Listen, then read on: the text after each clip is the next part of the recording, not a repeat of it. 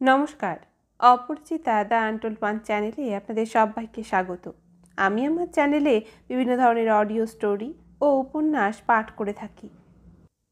এই ধরনের কন্টেন্ট যদি আপনারা শুনতে পছন্দ করেন তাহলে আমার চ্যানেল অপরিচিতা দ্য আনটোল্ড ওয়ানকে ফলো করতে পারেন। আমরা বিভিন্ন কোর্ট কাচারি আদালত মামলার ক্ষেত্রে হামেশা একটি কথা ব্যবহার করে থাকি, বেকসুর খালাস। অর্থাৎ যিনি আসামি তিনি তার বিরুদ্ধে করা সমস্ত অভিযোগ থেকে মুক্ত হয়েছেন, তাও নিঃশর্তভাবে। আচ্ছা, জীবনের ক্ষেত্রে এই বেকসুর খালাস আমরা ঠিক কখন হই? সম্পূর্ণ নিঃশর্ত মুক্তি কি আমরা পাই? না কেউ পেয়েছে কোনো কালে? সেরকমই একটি গল্প আপনাদের জন্য রইল।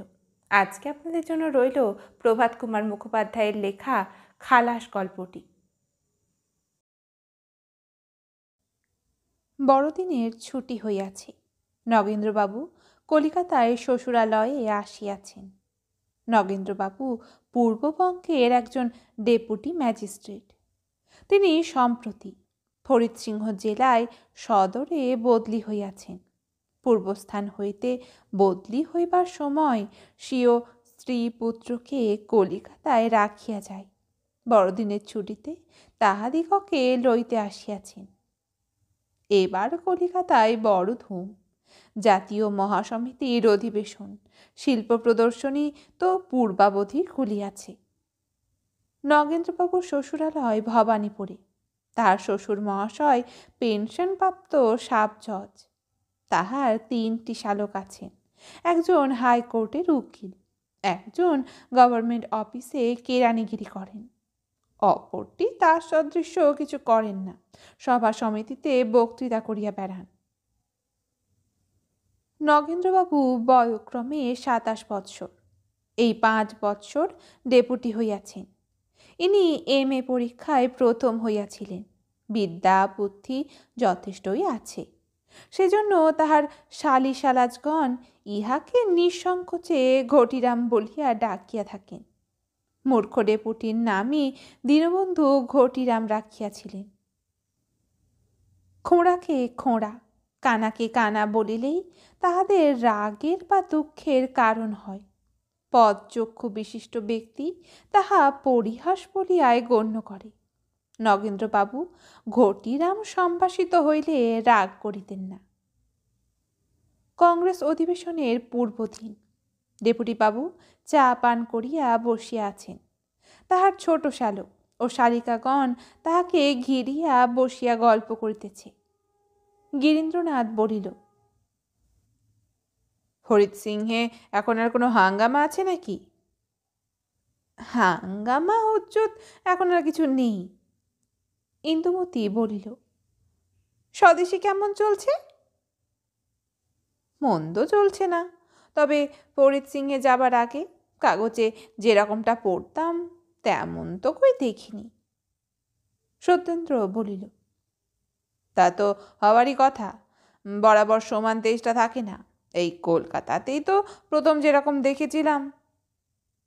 ডেপুটিবাবু বলিলেন, তোমাদের কলকাতার চেয়ে ফরিদসিংহে স্বদেশী ঢের বেশি চলছে। প্রকাশ্যভাবে সেখানে একখানি বিলাতি কাপড় কেনে কার সাধ্য, এক এক লাঠি কাঁধে ছেলেরা রাস্তায় পাহারা দিয়ে বেড়াচ্ছে। ছোট শালক বলিল, জাতীয় বিদ্যালয়ের ছেলেরা? অধিকাংশই তাই, অন্য স্কুলের ছেলেরাও আছে। মাস্টারিরা কিছু বলে না? হাল ছেড়ে দিয়েছে। পুলিশ? পুলিশকে তারা থোড়াই কেয়ার করে। বৈকালে বাজারে বেড়াতে বেড়াতে দেখেছি, পুলিশ ঘুরছে আর ছেলেরা বলছে, হে জি সিপাহী, দেখো হাম পিকেট কাটতা হে, আর পিকেটিং করছে। ইহা শুনিয়া সকলেই হাসিতে লাগিলেন। সত্যেন্দ্র বলিল, আচ্ছা নগেনবাবু, আপনি ফরিদসিংহে গিয়ে এবার খোকাকে জাতীয় বিদ্যালয়ে ভর্তি করে দেবেন? নগেন্দ্রবাবু হাসিয়া বলিলেন, আরে সর্বনাশ, চাকরি যাবে যে। চাকরি না গেলে আপনি দিতেন? নিশ্চয়ই, তার আর কথা আছে। গিরীন্দ্র বলিল, এমন চাকরি করেন কেন? খাবো কি? কেন, আপনার তো ল লেকচার কমপ্লিট আছে। ওকালতি পাশ করে দিব্যি বড় দাদার সঙ্গে হাইকোর্টে বেরোতে আরম্ভ করুন। আর কি বুড়ো বয়সে এক্সামিন পাশ করা পোষায় ভাই? ইন্দুমতি বলিল, ফিরিঙ্গি চাকরি ছাড়বেন না তাই বলুন। আচ্ছা আপনি বলুন তো, আপনি স্বদেশীদের সপক্ষে না বিপক্ষে? সপক্ষে। এই দেখো না, 50 টাকার দেশি কাপড় চোপড় কিনে এনেছি, নিয়ে যাব বলে। কেন, সেখানে দেশি কাপড় পাওয়া যায় না নাকি? যায়, কিন্তু দাম বেশি। সত্যেন্দ্র হাসিয়া বলিল, বুঝতে পারিস নে ইন্দু, সেখানে কিনলে পাছে সাহেবরা জানতে পারে, এই ভয়ে এখান থেকে কিনে নিয়ে যাচ্ছেন। নগেন্দ্রবাবু হাসিয়া বলিলেন, তাতেই বা ক্ষতি কি? লুকিয়ে পুণ্যকর্ম করতে কি কোনো হানি আছে? তা নেই, তবে প্রকাশ্যে যেন পাপ করবেন না। এই সময় বাহিরে সমবেত কণ্ঠে সঙ্গীত ধ্বনি শোনা গেল। সকলে বলিল, ওই মাতৃপূজক সমিতি কংগ্রেসের জন্য ভিক্ষা করতে এসেছে। সকলে বাহিরে গিয়া দাঁড়াইলেন। দেখিলেন 50 জন যুবক ও বালক মাথায় পীতবর্ণ পাগড়ি, কেহ বা মন্দিরা বাজাইতেছে, কাহারও হস্তে বন্দে মাতরম অঙ্কিত ধ্বজা, একজনের হস্তে একটি বৃহৎ থালা, তাহাতে অনেক টাকা পয়সা রহিয়াছে। সকলে সমস্বরে গান করিতেছে, কি কোথা আছিস জন্মভূমির ভকত সন্তান, মার পূজা হবে, আয় নিয়ে আয়, কে কি করিবি দান, কার কাছে আছে সোনা, কার কাছে আছে রূপা, অঞ্জলি ভরিয়া আন। ও ভাই, এমন সুদিন কবে আর পাবি, দিয়ে নে ভরিয়ে প্রাণ। যার বেশি নাই দিক সে কিঞ্চিত, ছেড়ে লাজ অপমান, যার কিছু নাই সে দিক কেবল, ব্যথিত হৃদয় খান। বাটির সকলেই, কেহ টাকা, কেহ আধুলি, কেহ সিকি, থালার উপর দিতে লাগিলেন। নগেন্দ্রবাবু একখানি 10 টাকার নোট থালায় রাখিয়া দিলেন। নোটখানি দেখিয়া খাতা পেন্সিল ধারী একজন যুবক আসিয়া বলিল, মশাইয়ের নাম কি? নগেন্দ্রবাবু বলিলেন, নাম দরকার কি? 5 টাকার বেশি হলে নাম লিখে নেওয়ার নিয়ম আছে। তবে লিখুন, জনৈক বন্ধু। সত্যেন্দ্র বলিল, ওয়ে লেখো জনৈক ডেপুটি, ইনি পূর্ববঙ্গের একজন ডেপুটি। গিরীন্দ্রবাবু বলিলেন, না না, জনৈক বন্ধু বলে লিখে নাও। যুবকগণ তাহাই লিখিয়া লইল।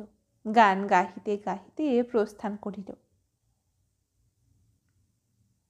সন্ধ্যা হইয়াছে। ফরিদসিংহ বাজারের রাস্তায় কতিপয় বিদ্যালয়ের বালকগণ পদচারণা করিয়া বেড়াইতেছিল। দেখিল একটি সওদাগরের দোকান হইতে এক ব্যক্তি এক টিন বিস্কুট হাতে করিয়া বাহির হইল। দেখিবা মাত্র ছেলেরা তাহার সঙ্গ লইল। একজন বলিল, ওহে, কিরকম বিস্কুট কিনলে দেখি। লোকটি বিস্কুটের বাক্স দেখাইল। ছেলেরা বলিল, জি জি, এ যে বিলাতি। কা হে বাবু, বিলাতি তো আচ্ছা হে। তুমি হিন্দু না মুসলমান? মুসলমান। একজন ছেলে বলিল, বিলাতি চিজ হারাম হে। লোকটি বলিল, তবা তবা, ऐसा बात मत बोलिए बाबू। কত দাম নিলে? 1.5 রুপিয়া। হ্যাঁ, 1.5 টাকা? এর চেয়ে ভালো তাজা দেশি বিস্কুটের টিন 1 টাকায় পাওয়া যায়। লোকটি সাহেবের চাপরাশি, তাহার মনিব একজন চাকর, সম্প্রতি আসাম হইতে আসিয়া ডাক বাংলায় অবস্থান করিতেছেন। সে ভাবিল, সাহেব তো আমায় বিস্কুটের জন্য 1.5 টাকায় দিয়েছে, 1 টাকায় যদি ভালো বিস্কুট পাওয়া যায় আর 8 গন্ডা পয়সা লাভ, মন্দ কি? তাই জিজ্ঞাসা করিল, সজ বাত বাবু? ছেলেরা একটু উৎসাহিত হইয়া বলিল, হ্যাঁ, সত্য বই কি। চলো তোমাকে দেশি বিস্কুটের টিন দেখাই। এসো, এই টিনটা ফিরিয়ে দেবে, এসো। 4-5 জন বালক সেই চাপরাশিকে লইয়া সওদাগরের দোকানে গেল, কিন্তু সওদাগর টিন ফিরাইয়া লইতে কিছুতেই রাজি হইল না। সে বলিল, একে স্বদেশীর জ্বালায় বিলাতি টিন আর বিক্রয় হয় না, মাল পড়িয়া পচিতেছে।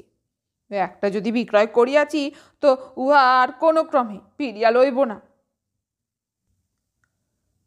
তখন বালকেরা দোকানের বাহিরে আসিয়া নিজেদের মধ্যে পরামর্শ করিয়া স্থির করিল, তাহারা নিজ ব্যয়ে 1 টিন দেশি বিস্কুট তোমাকে কিনিয়া দিতেছি।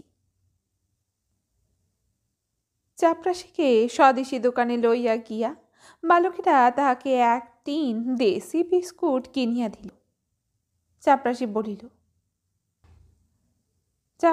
बोलिल, बाबू इसका तो दाम 1 रुपया, हमारा बाकी 8 आना पैसा।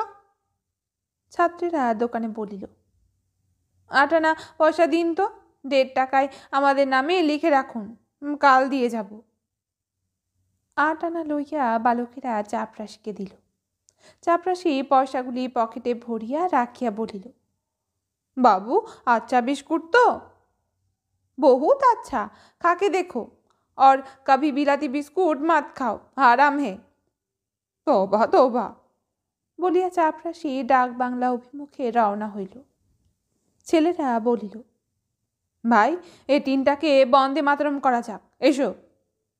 বলিয়া টিন খুলিয়া বিস্কুটগুলা রাজপথে ছড়াইয়া দিল। তখন সকলে বন্দে মাতরম এবং বিদেশি বাণিজ্যে করপদাঘাতে তাল তোবড়া করিয়া 1 লাথিতে রাস্তায় পার্শ্বস্থিত ড্রেনে ফেলিয়া দিল। তখন সকলে আপন আপন গৃহে প্রস্থান করিল। চাপরাশি অল্প দূর হইতে এ সমস্ত ব্যাপারই দেখিল। আসাম হইতে নতুন আসিয়াছিল, কিছুই বুঝিতে পারিল না।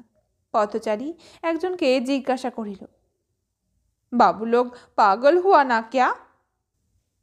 সে বলিল, বন্দে মাতরম হইয়া অবধি লেরকা লোক কাকেও বিলাতি জিনিস কিনিতে দেয় না।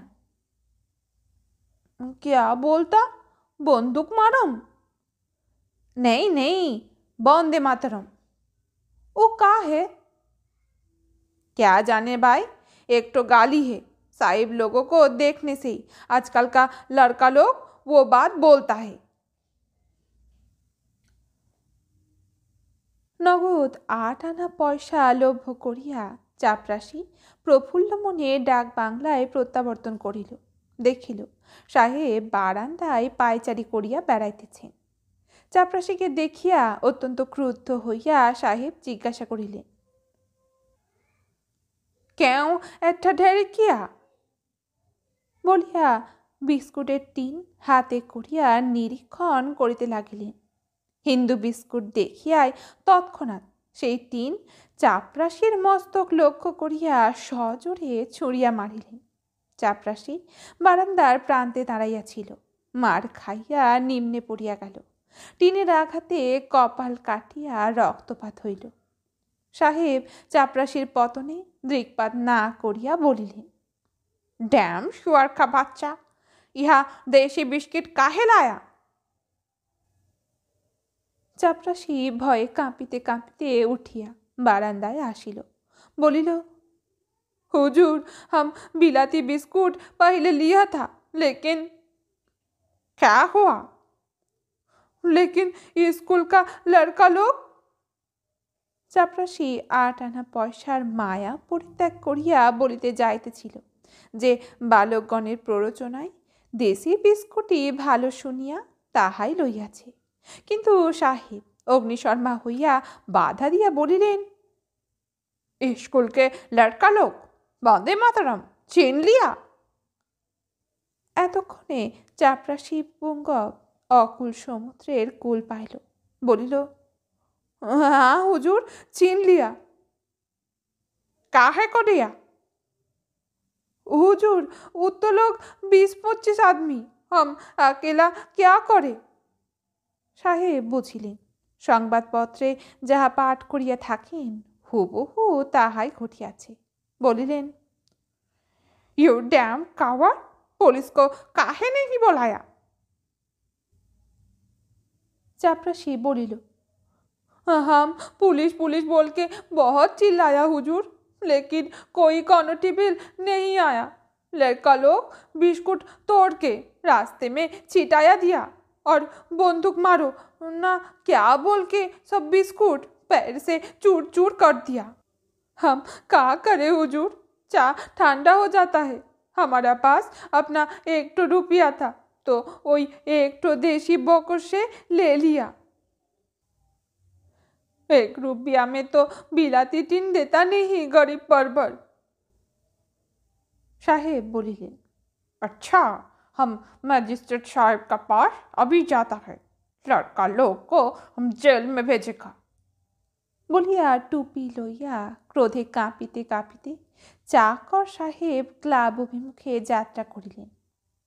ম্যাজিস্ট্রেট সাহেব, জজ সাহেব প্রভৃতি সেখানে উপস্থিত ছিলেন। কয়েকজন মেম সাহেবও ছিলেন।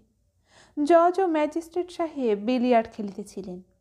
জয়েন্ট সাহেব, পুলিশ সাহেব ও তাহাদের মেমদ্বয় তাস খেলিতেছিলেন। সাহেবরা হুইস্কি পেগ এবং মেম সাহেবরা ভারমুদ পান করিতেছিলেন। চাকর সাহেব নিজ কার্ড ম্যাজিস্ট্রেট সাহেবকে পাঠাইয়া দেওয়া মাত্র তাহার আহ্বান হইল। তিনি প্রবেশ করিয়া বলিলেন, ভেরি সরি টু ইন্ট্রোডিউস। তারপর সকল কথা খুলিয়া বলিলেন। ম্যাজিস্ট্রেট সাহেব শুনিয়া আগুনের মতো জ্বলিয়া উঠিলেন। পুলিশ সাহেবকে বলিলেন, I say, this is very serious. Police সাহেব বলিলেন, আমি এখনই যাইতেছি বলিয়া তাসের হাত ডাক্তার সাহেবকে দিয়া বাহির কহিলেন।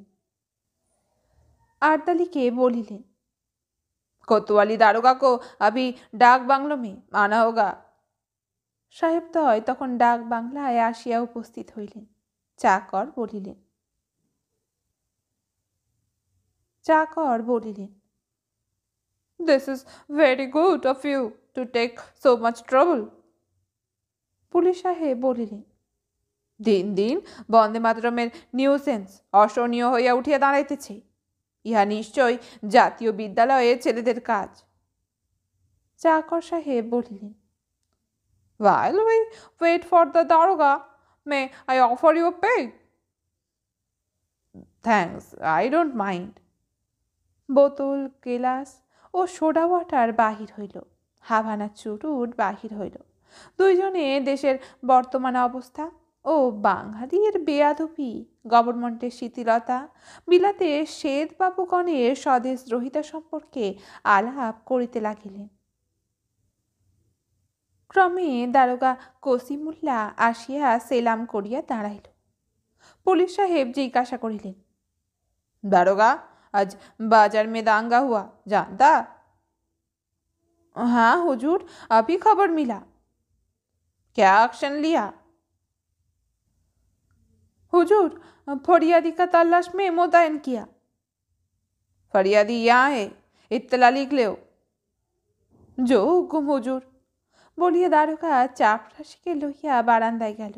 আলোকাদি সংগ্রহ করিয়া এজেহার লিখিতে লাগিল।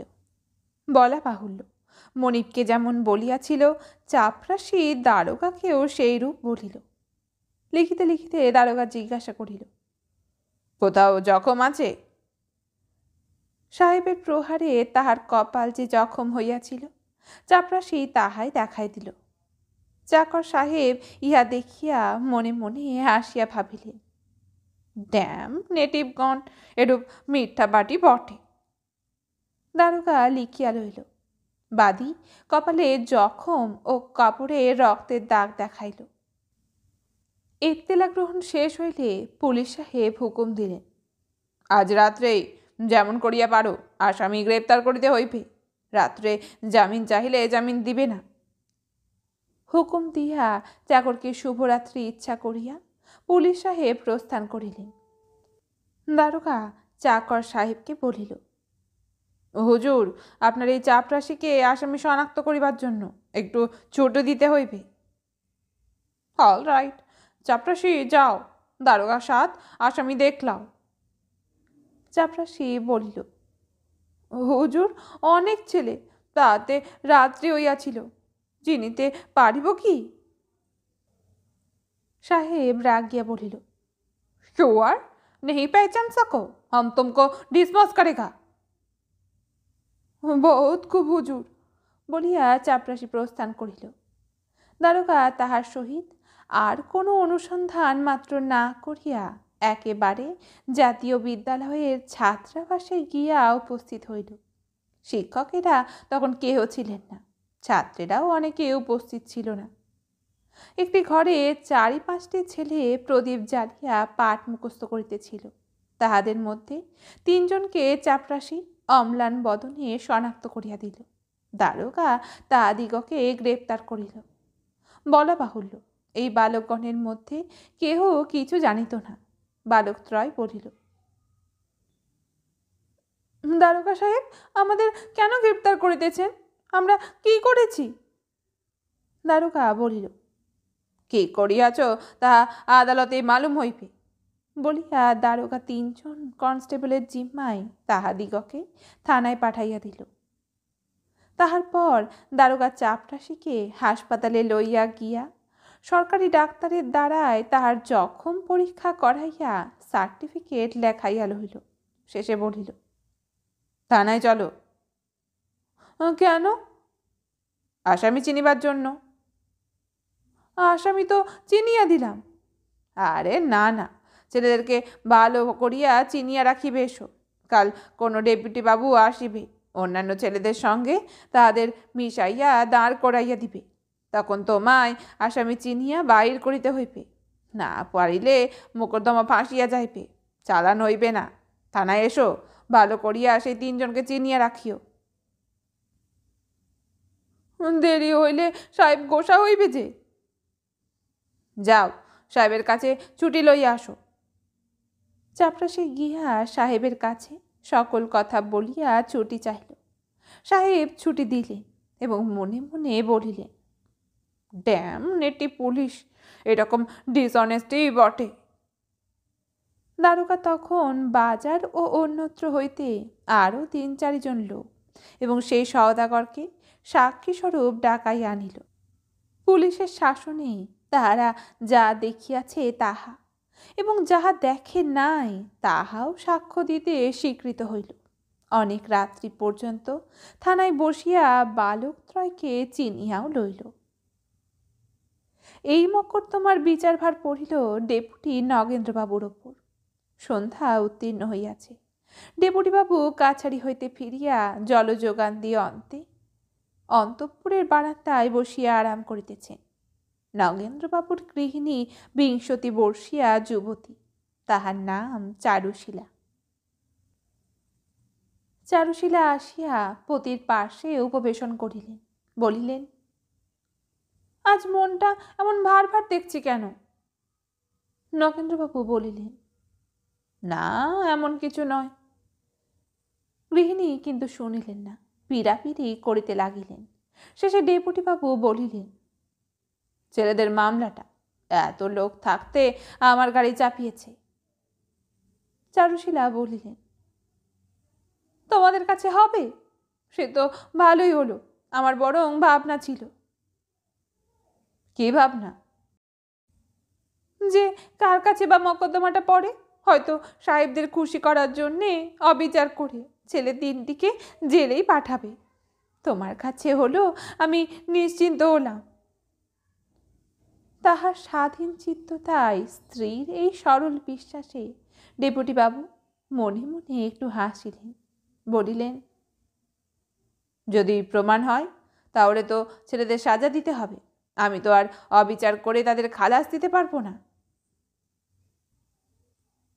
চারুশীলা বলিলেন, ছি, অবিচার কেন করবে? যদি বাস্তবিক প্রমাণ হয় ওরা আমার আপনার ছেলে হলেও আমি খালাস দিতে বলতাম না। কিন্তু আমি যে এরকম শুনলাম, ছেলেদের তো কিছু দোষ নেই। কোথায় শুনলে?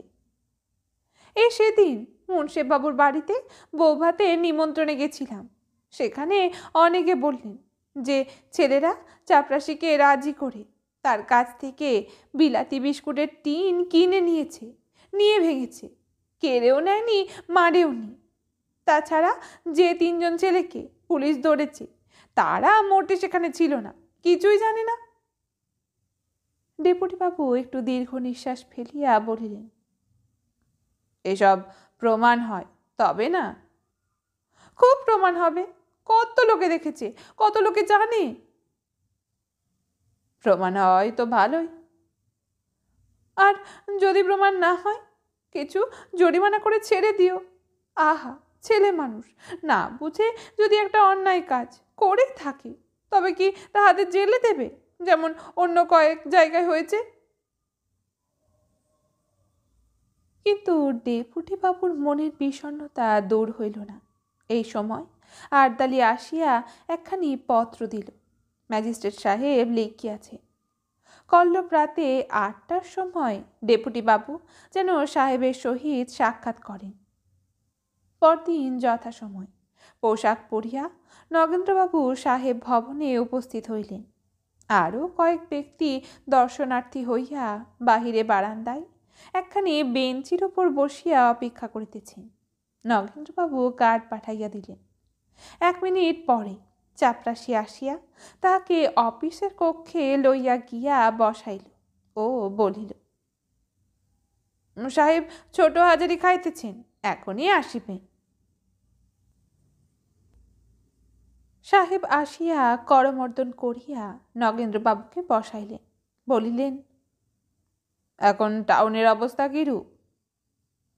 এখন স্বাভাবিক অবস্থায় তো দেখা যায়। স্বদেশীওয়ালাদের মধ্যে বিশেষ কোনো উত্তেজনা নাই?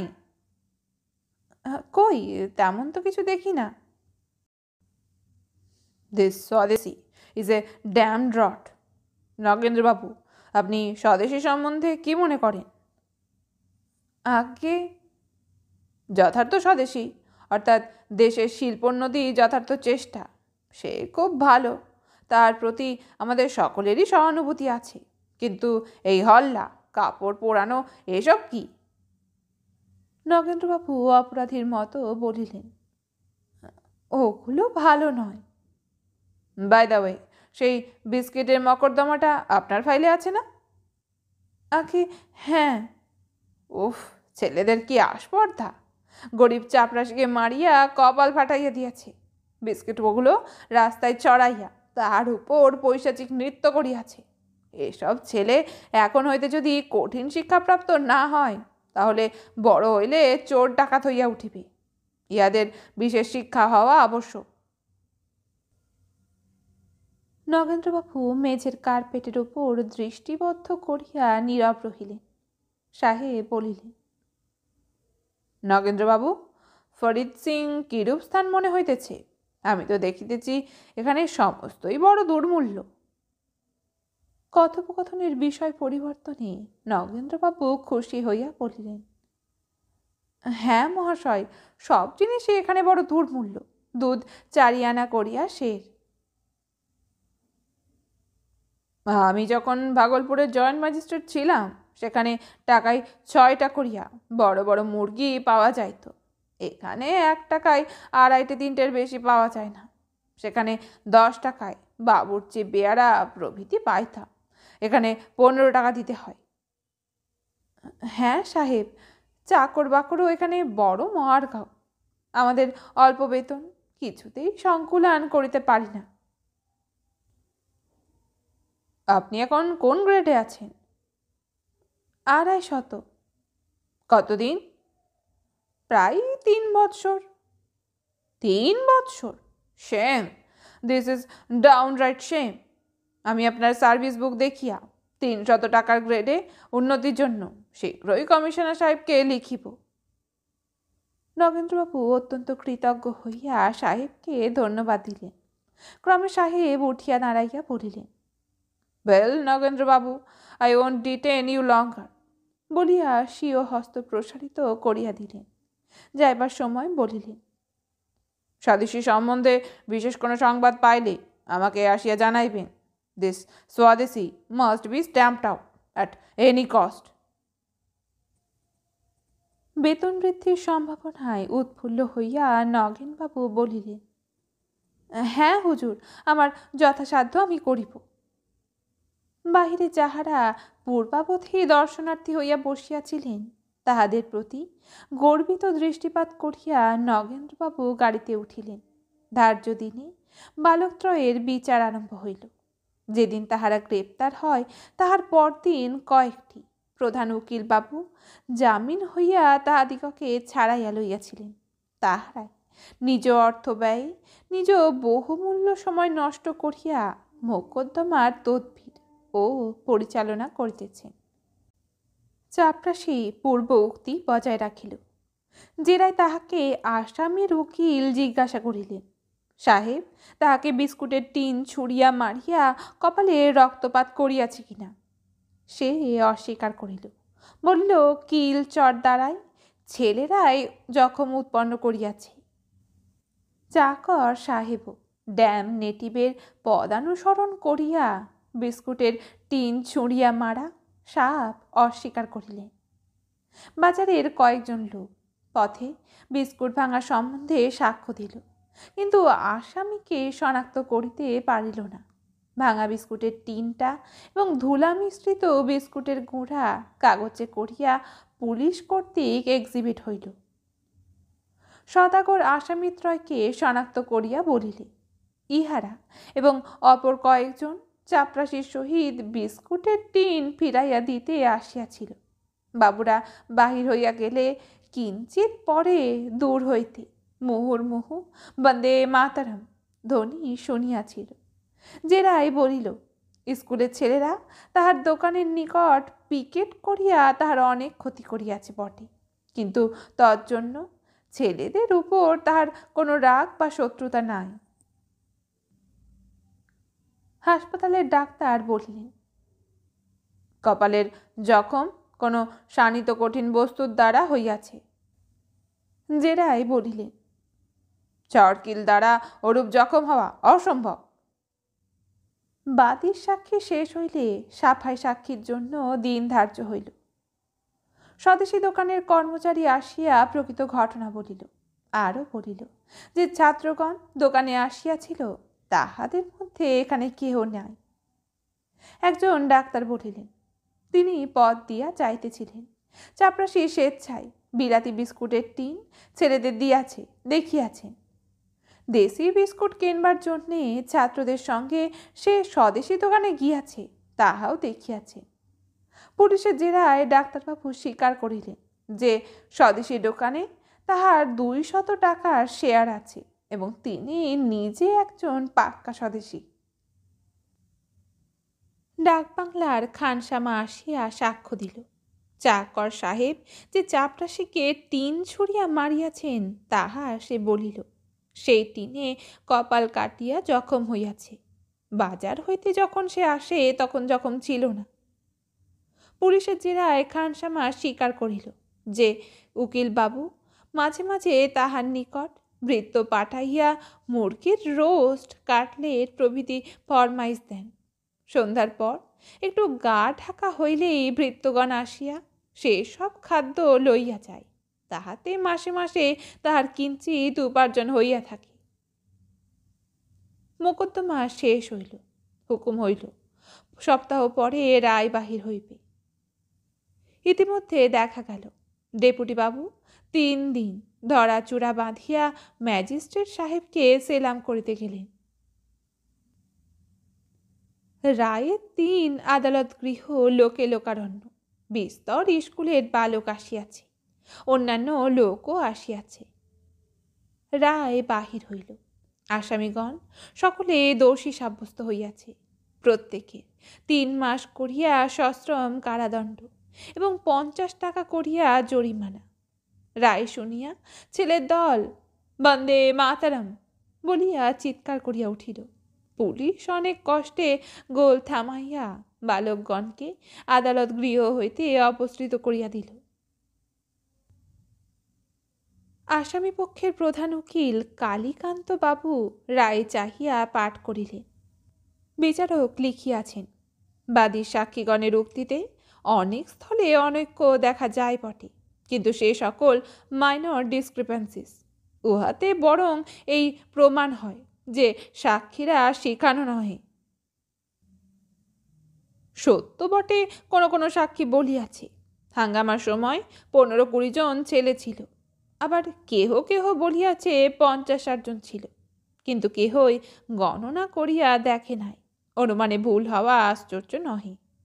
বাদী বলিয়াছে ছেলেরা চর চাপড় মারিয়া তার কপালে ক্ষত করিয়াছে, কিন্তু ডাক্তার বলিতেছেন কোনো কঠিন শানিত দ্রব্যে ওই ক্ষত হইয়াছে, চর চাপড়ে হইতে পারে না। ইহার উপর আসামির উকিল বিশেষ জোর দিয়া বলিতেছেন যে ঘটনা মিথ্যা। কিন্তু আমার বিবেচনায় ওই সময়ে বাদী এত ভীত ও বিমূঢ় হইয়াছিল যে তাহাতে বালকেরা ঠিক কি প্রকারে আঘাত করিয়াছে তাহা স্মরণ রাখা তাহার পক্ষে অসম্ভব। সাফাই সাক্ষীগণের সমস্ত কথাই যে মিথ্যা তাহাতে কোনো সংশয় নাই।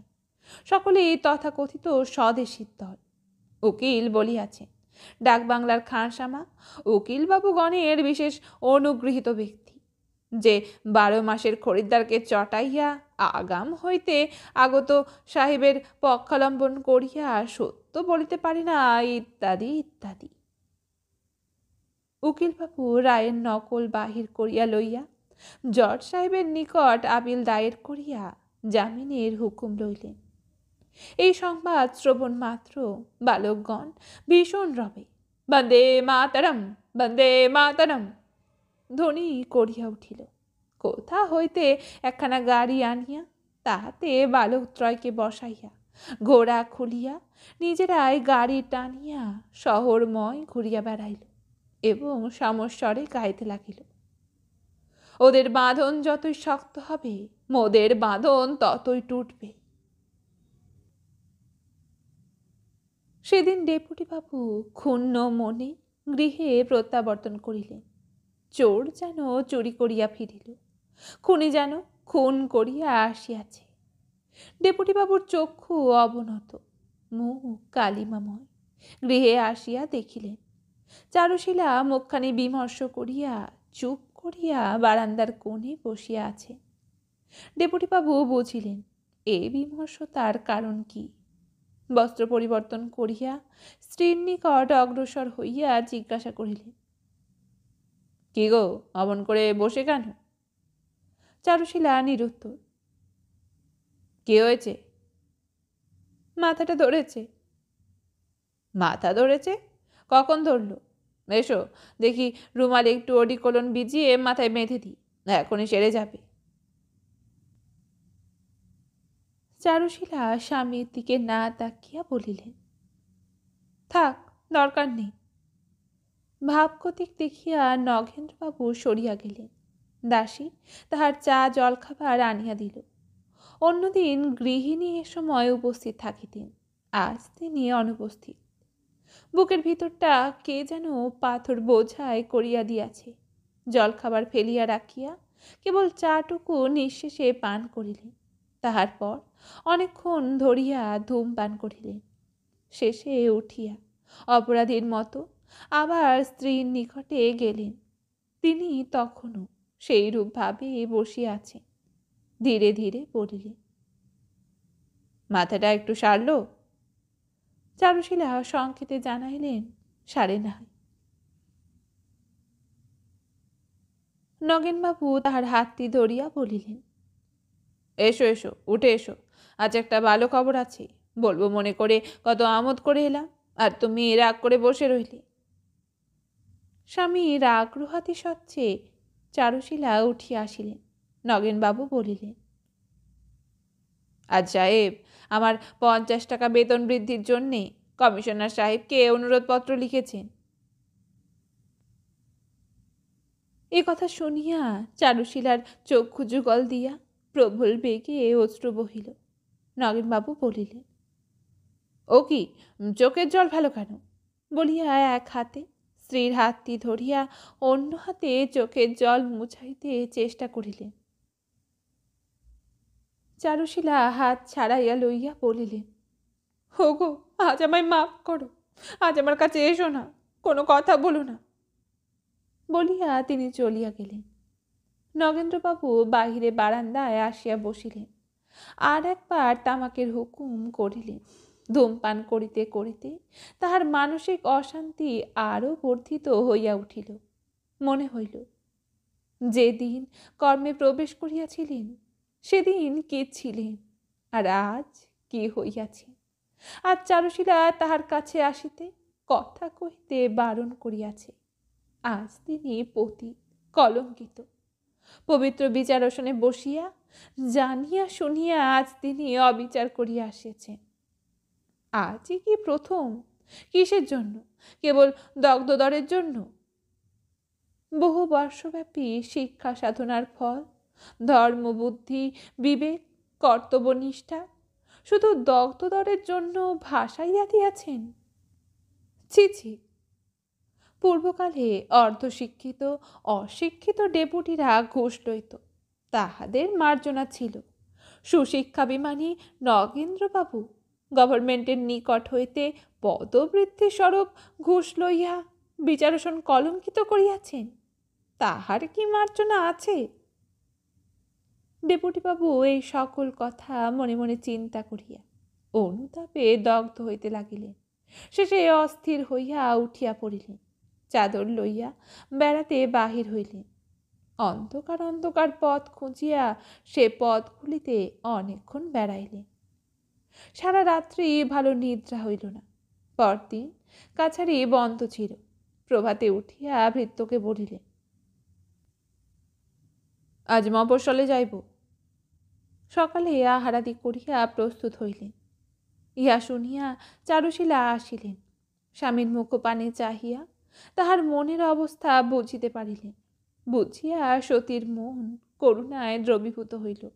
কাছে আসিয়া বলিলেন, কবে ফিরবে? কাল সকালে ফিরব। দেরি করো না। কেন? দেরি হলে তোমার দুঃখ কি? স্বামীর এই অভিমান বাক্যে কোমল হৃদয় ব্যথিত হইল। তিনি স্বামীর বক্ষে মুখ লুকাইয়া নীরবে অশ্রুপাত করিতে লাগিলেন। নগেন্দ্রবাবু বলিলেন, ও কি ও কি, শান্ত হও, এক্ষুনি কেউ এসে পড়বে। কিন্তু চারুশীলার দুঃখ দ্বিগুণ বর্ধিত হইল। নগেন্দ্রবাবু বলিলেন, তোমার এই দুঃখ আমি আর দেখতে পারিনি। যা হবার তা হয়ে গেছে। এখন কি করলে তুমি সুখী হও বলো? চারুশীলা স্বামী বক্ষ হইতে মুখ অপসৃত করিয়া বলিলেন, আমায় একটা ভিক্ষা দেবে? কি বলো? এই চাকরি ছাড়ো। যে চাকরি বজায় রাখবার জন্যে অধর্ম করতে হয়, সে চাকরিতে কাজ কি? আমি তোমার 300 টাকা চাইনি। আমি এ ধন দৌলত সোনা রূপা চাইনি। তুমি যদি মাস্টারি করেও আমাকে মাসে 50 টাকা এনে দাও, আমি তাতেই সংসার চালিয়ে নেব।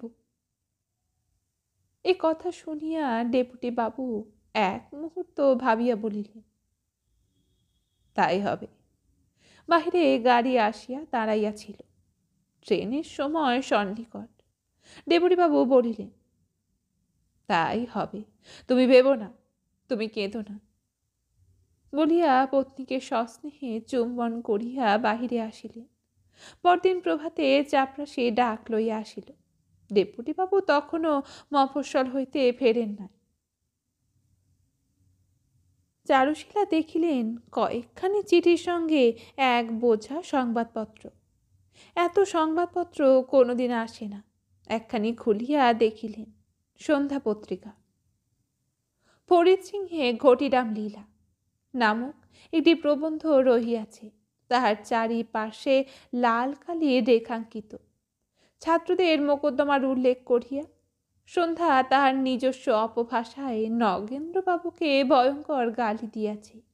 সমস্ত প্রবন্ধ পাঠ করিবার ধৈর্য চারুশীলার রহিল না। অপর একখানি পত্রিকা খুলিয়া দেখিলেন, তাহাও ওই তারিখের সন্ধ্যা। ওই প্রবন্ধ লাল পেন্সিল দ্বারা রেখাঙ্কিত।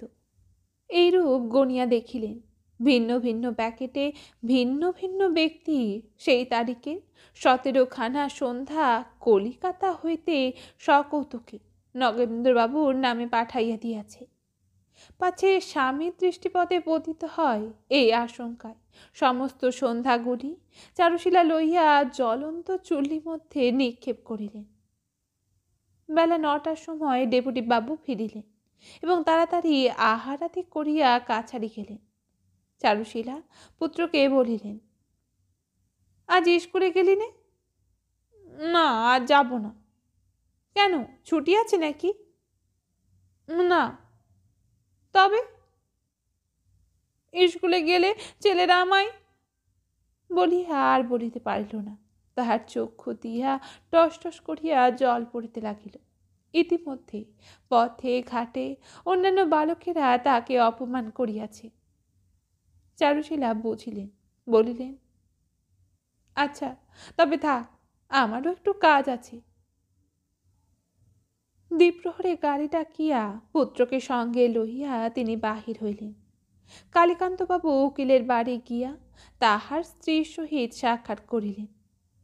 সেদিন সেখানে আরও 2-3টি উকিলের স্ত্রী সমবেত হইয়াছিলেন।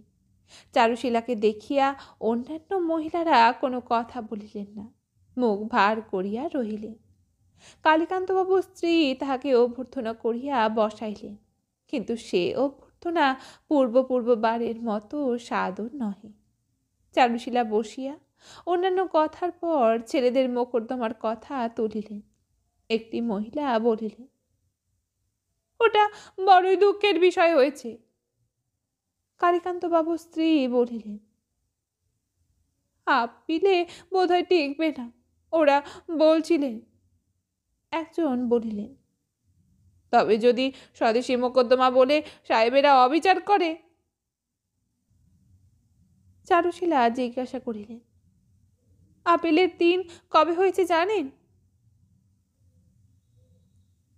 কবে ঠিক বলতে পারিনি, শীঘ্রই হবে।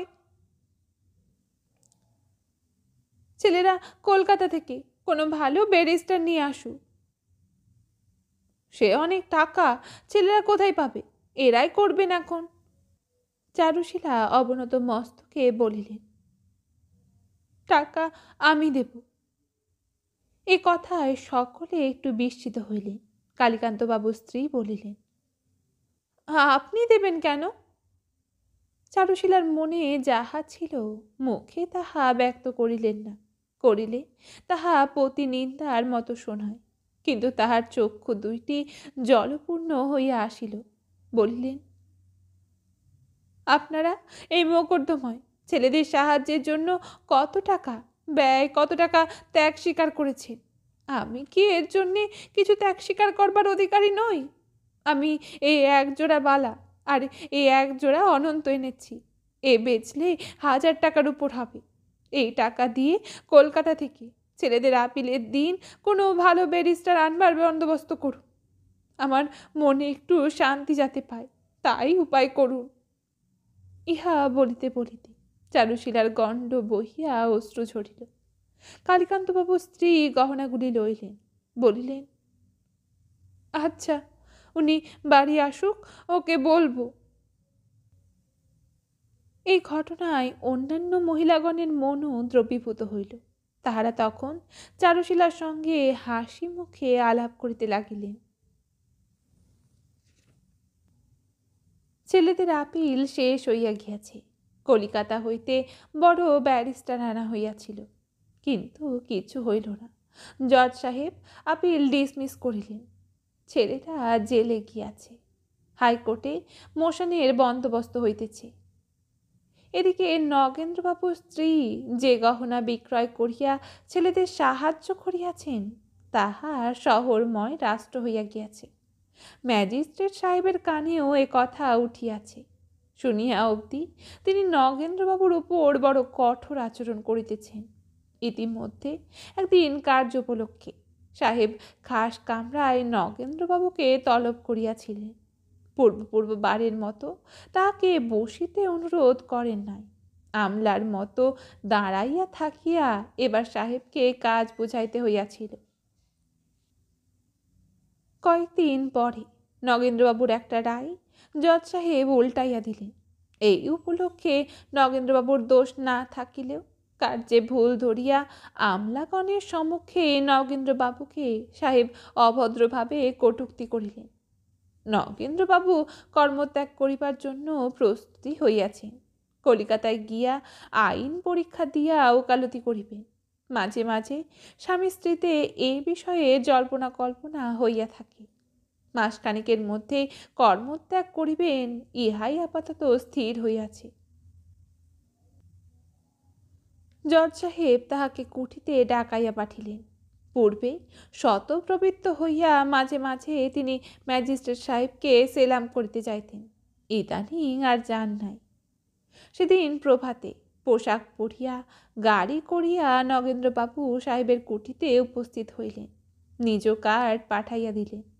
ম্যাজিস্ট্রেট সাহেবের রীতি ছিল, হাকিম কিংবা বড় জমিদার আসিলে অফিস কামরায় তাহাদিগকে অপেক্ষা করাইতেন। চুনোপুটি দরের লোক আসিলে তাহাদিগকে বারান্দায় বেঞ্চে বসিয়া থাকিতে হইত। আর চাপরাশি ফিরিয়া আসিয়া তাহাকে কামরায় না লইয়া গিয়া সেই বেঞ্চিতে বসিতে অনুরোধ করিল। সেখানে কয়েকজন চুনাপুটি পূর্ব হইতেই বসিয়াছিল। তাহাদের সহিত এক আসনে না বসিয়া নগেন্দ্রবাবু পায়চারি করিয়া বেড়াইতে লাগিলেন। বুঝিলেন সাহেব তাহাকে ইচ্ছা করিয়া অপমান করিতেছে। কিছুক্ষণ বেড়াইবার পর ভেতর হইতে একজন চাপরাশি ছুটিয়া বাহির হইয়া বলিল, बाबू जूता का आवाज मत कीजिए, साहेब गुस्सा होता है, बेंच पर बैठिए। दंते ओष्ठ दंशन करिया नगेंद्रबाबू बेंचे उपवेशन करिलेन। चुनापुटिगण ताहाके देखिया ससम्भ्रमे एकटु सरिया बसिल। इतिमध्ये आरो दुइजन सेलामार्थी आसिया बेंचे बसिल। नगेंद्रबाबू रुमाल बाहिर करिया मुहुर्मुहु कपालेर घाम मुछिते लागिलेन। क्रोधे ताहार कण्ठ रोध हইতে আসিয়া লাগিল। क्रमे साहेब छोट हाजारी सारिया आफिसे कामराय आसिलेन। प्रथमे डाकिया पाठाइलेन नगेंद्रबाबुके नय, যাহারা নগেন্দ্রবাবুর পূর্বে আসিয়াছিলেন তাহাদের একে একে ডাক পড়িল। যাহারা নগেন্দ্রবাবুর পূর্বে আসিয়াছিলেন তাহাদের একে একে ডাক পড়িল। যাহারা পরে আসিয়াছিলেন তাহাদেরও ডাক পড়িল। শেষে নগেন্দ্রবাবু একা বেঞ্চে অধিষ্ঠান করিতে লাগিলেন। এই সময়টা তাহার যে কিরূপভাবে কাটিয়াছিল তাহা তিনি জানেন এবং তাহার ইষ্ট দেবতাই জানেন। এই সময়ের মধ্যে নগেন্দ্রবাবু দন্তে দন্ত দৃঢ়বদ্ধ করিয়া প্রতিজ্ঞা করিলেন কর্ম পরিত্যাগ করবেন, 1 মাস পরে নহে, অদ্যই। অবশেষে নগেন্দ্রবাবুর ডাক পড়িল। তিনি ক্রোধে মাতালের মতো টলিতে টলিতে সাহেবের কামরায় প্রবেশ করিলেন। অন্য দিনের মতো সাহেব আজ উঠিয়া দাঁড়াইয়া তাহার সহিত করমর্দন করিলেন না। Good morning sir. Good morning বাবু। বাবু অন্যদিন হইলে সাহেব বলিতেন নগেন্দ্রবাবু। সাহেব বিলক্ষণ জানিতেন শুধু বাবু বলিয়া সম্ভাষিত হইলে পদস্থ বাঙালি অপমান বোধ করে। নগেন্দ্রবাবু ইহাও লক্ষ্য করিলেন, কিন্তু তাহার মন কর্তব্য স্থির করিয়া লইয়াছিল। এই আঘাতে নতুন কোনো বেদনা অনুভব করিলেন না। সাহেব চুরুট মুখে করিয়া বলিলেন, শহরে এখন স্বদেশীদের অবস্থা কিরূপ? নগেন্দ্রবাবু বলিলেন, ভালোই। শুনিয়া সুখী হইলাম, ইয়া বিস্কিট মকদ্দমার কঠিন শাস্তির সুফল। নগেন্দ্রবাবু মনে মনে একটু হাসিলেন, বলিলেন, আপনি বোধহয় আমার কথাটা ভুল বুঝিলেন। ভালোই অর্থাৎ স্বদেশীদের পক্ষে ভালোই, গভর্নমেন্টের পক্ষে নয়। সেই মোকদ্দমার পর হইতে লোকের স্বদেশীপণ দৃঢ়তর হইয়াছে। সাহেব যেন একটু আশ্চর্য হইয়া নগেন্দ্রবাবুর মুখ পানে চাহিলেন, বলিলেন, তবে ভালোই কেন বলিলেন? আপনি কি একজন স্বদেশী নাকি? নগেন্দ্রবাবু গর্বিত ভাবে বলিলেন, স্বদেশী আন্দোলন হওয়া অবধি 1 পয়সার বিলাতি দ্রব্য আমার গৃহে আসে নাই। সাহেবের মুখ ও কর্ণ ক্রোধে লাল হইয়া উঠিল। তিনি জানিতেন যে অনেক সরকারি কর্মচারী লুকাইয়া লুকাইয়া স্বদেশীয়তা রক্ষা করে, কিন্তু সাহেবের সাক্ষাতে এমন করিয়া দর্প তো কেহ করে না। তিনি বুঝিলেন যে এই ঔদ্ধত্য প্রকাশ করিয়া নগেন্দ্রবাবু সদ্যপ্রাপ্ত অপমানের প্রতিশোধ লইতেছেন। সুবুদ্ধি উড়াই হেসে এই নীতির অনুসরণ করিয়া সাহেব বলিলেন, হ্যাঁ, আমি শুনিয়াছি বাঙালি মহিলারা স্বদেশী বিষয়ে পুরুষগণের অপেক্ষাও দৃঢ়তর। বলিয়া সাহেব একটু হাসির ভান করিলেন। একটু পরেই বলিলেন, বাই দ্য ওয়ে, শুনিলাম নাকি আপনার স্ত্রী ওই মোকদ্দমার আপিলে 1000 টাকা দিয়া ছেলেদের সাহায্য করিয়াছেন। ইহা সত্য নাকি? সত্য। হাইকোর্টে মোশন হইবে, তাহার খরচ বহন করিতে আমার স্ত্রী প্রস্তুত হইয়াছেন। সাহেব নিজ ধৈর্য আর রক্ষা করিতে পারিলেন না। আবার তাহার মুখ রক্তবর্ণ হইয়া উঠিল। বলিলেন, এটা কি গভর্নমেন্টের বিরুদ্ধাচরণ নয়? নগেন্দ্রবাবু অত্যন্ত গম্ভীর হইয়া বলিলেন, সম্ভবত, কিন্তু ঈশ্বরকে ধন্যবাদ, আমরা গভর্নমেন্টের চাকর নহি। ক্রোধের সহিত বিস্ময়ের ভাবও সাহেবের মনে আধিপত্য করিতে লাগিল। তিনি এতদিন চাকরি করিতেছেন, এ প্রকার তেজের কথা তো বাঙালির মুখে অদ্যাবধি কখনো শুনেন নাই। সাহেব বুঝিলেন আজ নগেন্দ্রবাবু তাকে অপমান করিবার জন্য বদ্ধ পরিকর হইয়াছেন। আচ্ছা, তাহার অমোঘ ঔষধও সাহেবের কাছে আছে, তা প্রয়োগ করিলে চাকরির অত প্রাণ বাঙালি এখনই নত যেন হইয়া ক্ষমা ভিক্ষা করিবে। তিনি ভাবিয়া বলিলেন, সে কথা যাও, আজ যে জন্য আপনাকে ডাকিয়াছি তাহাই বলি। সম্প্রতি আপনার কাজকর্মে অত্যন্ত শিথিলতা দেখা যাইতেছে। আপনি যদি এখন সাবধান না হন তবে আপনার বেতন বৃদ্ধির অনুরোধপত্র আমাকে তো প্রত্যাহার করিতে হইবেই, হয়তো আপনাকে ডিগ্রেড করিতেও বাধ্য হইতে পারি। এই কথা বলিয়া সাহেব নগেন্দ্রবাবুর মুখের পানে সাগ্রহে দৃষ্টিপাত করিলেন। ঔষধ ধরিল কিনা, বাবুর মুখ নিশ্চয়ই ভয়ে বিবর্ণ হইয়া যাইবে এবং তিনি ক্ষমা প্রাপ্তির জন্য আকুল হইয়া উঠিবেন। কিন্তু তাহা হইল না। নগেন্দ্রবাবুর মুখে অল্পে অল্পে একটু ঘৃণা মিশ্রিত হাস্যরেখা ফুটিয়া উঠিল। তিনি বলিলেন, তাহা স্বাচ্ছন্দ্যে আপনি করিতে পারেন, কারণ উহাতে আমার কোনো ক্ষতি হইবে না। সাহেব অধিকতর আশ্চর্য হইয়া বলিলেন, তাহার অর্থ কি? আমি স্থির করিয়াছি কর্ম হইতে অবসর গ্রহণ করিব। অদ্যই অফিসে আমার কর্মত্যাগপত্র আপনার হস্তগত হইবে। আমাকে মাসান্তে যাহাতে বিদায় দিতে পারেন, বিলম্ব না হয়, অনুগ্রহপূর্বক সে চেষ্টা করিলে অত্যন্ত বাধিত হইব। শুনিয়া সাহেব যেন আকাশ হইতে পড়িলেন। বাঙালি বাঙালি হইয়া এত বড় চাকরিটা এক কথায় ছাড়িতে উদ্যত হইয়াছে। নগেন্দ্রবাবু পকেট হইতে ঘড়ি খুলিয়া দেখিলেন। দেখিয়া দণ্ডায়মান হইয়া বলিলেন, আমি আর আপনার সময় নষ্ট করিব না, গুড মর্নিং। সাহেব অন্যমনস্ক হইয়া দাঁড়াইয়া উঠিয়া বলিলেন, গুড মর্নিং। 1 মাস কাটিল। আজ নগেন্দ্রবাবুর চাকরির শেষ দিন। বিকেলবেলা দেখা গেল তাহার এজলাসের বাহিরে বহু সংখ্যক স্কুলের বালক সমবেত হইয়াছে। অনেকের হাতে বন্দে মাতরম ধ্বজা। তিনি বাহির হইবা মাত্র বালকেরা তাহাকে পুষ্প মাল্যে বিভূষিত করিল। একখানা ফেটন গাড়ি আনিয়াছিল, তাহাতে নগেন্দ্রবাবুকে আরোহণ করিতে অনুরোধ করিল, কিন্তু নগেন্দ্রবাবু সম্মত হইলেন না। বালকেরা জিদ করিতে লাগিল, বলিল ঘোড়া খুলিয়া আজ তাহাকে তারা টানিয়া লইয়া যাইবে। পথ দিয়া একজন গ্রাম্য ও একজন নাগরিক নিরক্ষর লোক যাইতেছিল। ব্যাপারখানা বুঝিতে না পারিয়া গ্রাম্য ব্যক্তি জিজ্ঞাসা করিল, একই বাহে বাবুর শাদি নাকি? নাগরিক ব্যক্তি উত্তর করিল, আমার পছন্দ হয় বাবুর জাল হয়েছিল, আজ খালাস হয়েছে। আজকাল দেহি বাবুদের জাল থেকে খালাস হইলে এইরকমটা করে। এদিকে বালকেরা নগেন্দ্রবাবুকে টানিবার জন্য বিস্তর পীড়াপিড়ি করিল, কিন্তু নগেন্দ্রবাবু কিছুতেই রাজি হইলেন না।